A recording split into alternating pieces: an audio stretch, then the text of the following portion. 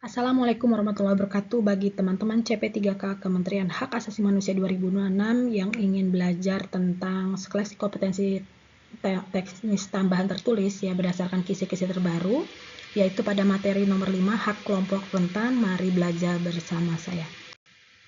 Ini jadwal dan mekanisme SKTT-nya ya, itu tanggal 30 sampai tanggal 31 Maret 2026.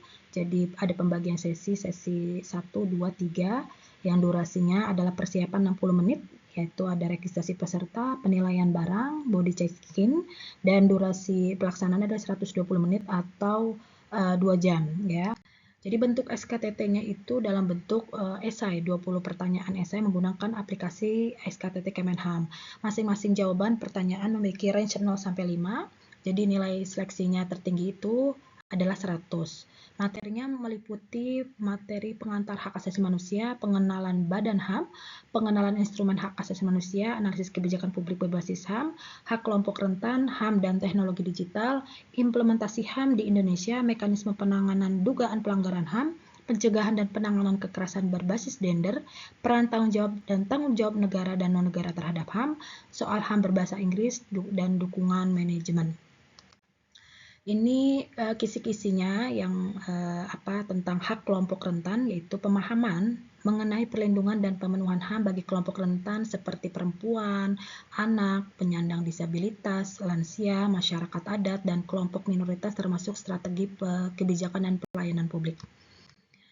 Nah, jadi fokus utama Ranham itu perencanaan HAM 2021 sampai 2025 pada pemenuhan HAM bagi kelompok rentan sesuai dengan laporan Ranham Kementerian Lembaga, yaitu pertama kelompok perempuan, lalu kelompok anak, ada kelompok disabilitas, dan kelompok masyarakat adat. Ini uraiannya bisa dibaca. Lalu ada sasaran kelompok perempuan ya sesuai laporan Ranham. Ada kebijakan dan peraturan perundangan yang tidak diskriminatif terhadap perempuan baik di tingkat nasional maupun daerah. Lalu terpenuhinya hak perempuan berhadapan dengan hukum melalui layanan hukum, kesehatan, dan psikososial yang efektif. Terpenuhinya hak dan layanan bantuan hukum bagi perempuan berhadapan dengan hukum. Terpenuhinya hak dan layanan bantuan hukum bagi perempuan berhadapan dengan hukum. Nah, ini sasaran untuk anak ya. Jadi pertama, terpenuhnya pelayanan hak dasar terhadap anak yang membutuhkan perlindungan khusus, terutama di bidang administrasi kependudukan, pendidikan, dan kesehatan. Selanjutnya ada terpenuhnya hak dan layanan bantuan hukum bagi anak yang berhadapan dengan hukum meliputi pelaksanaan pemulihan secara efektif dan menguatnya penanganan pekerja anak sesuai dengan standar konvensi hak anak terutama pada sektor usaha milik negara, daerah maupun swasta. Ini bisa dibaca juga. Selanjutnya ada sasaran penyandang disabilitas ya sesuai laporan Ranham KL. Yang pertama adalah penguatan regulasi dan kebijakan yang menjamin hak penyandang disabilitas dalam peraturan pelaksana Undang-Undang 8 2016 tentang penyandang disabilitas.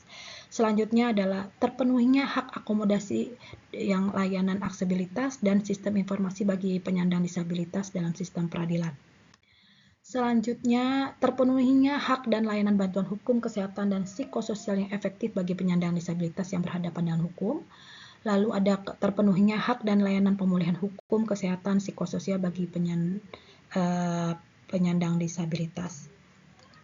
Ini bisa dibaca-baca juga ya. Jadi selanjutnya ada sasaran masyarakat adat ya, sesuai laporan Ranham KL. Yang pertama ada penyediaan layanan bantuan hukum, kesehatan, dan psikososial yang efektif bagi kelompok masyarakat adat yang berhadapan dengan hukum. Selanjutnya menguatkan jaminan hukum dan kebijakan perlindungan terhadap kelompok masyarakat adat. Meningkatnya partisipasi masyarakat dalam proses perizinan yang menyangkut hak-hak mereka khususnya terhadap BUMN atau BUMD. Nah, ini salah satu contoh-contohnya, misalnya pertanyaannya, salah satu fokus utama Ranham pada pemenuhan kelompok rentan adalah kelompok anak. Nah, jelaskan apa saja yang menjadi fokus perbaikan HAM pada kelompok anak. Nomor 2, kebijakan layanan HAM apa saja pada sasaran kelompok perempuan. Dan yang terakhir, kebijakan layanan HAM apa saja pada sasaran kelompok penyandang disabilitas. Kalau teman-teman mau lulus CP3 Kemenham, ayo join bimbel bersama saya sesuai dengan kisi terbaru. Ini daftar linknya, jangan lupa di klik registrasinya. Dan Jangan lupa di-follow akun TikTok saya, di DM, sebut nama dan jabatan apa yang dilamar. Mudah-mudahan bermanfaat materi kali ini. Mohon maaf jika ada kata-kata salah. Wassalamualaikum warahmatullahi wabarakatuh.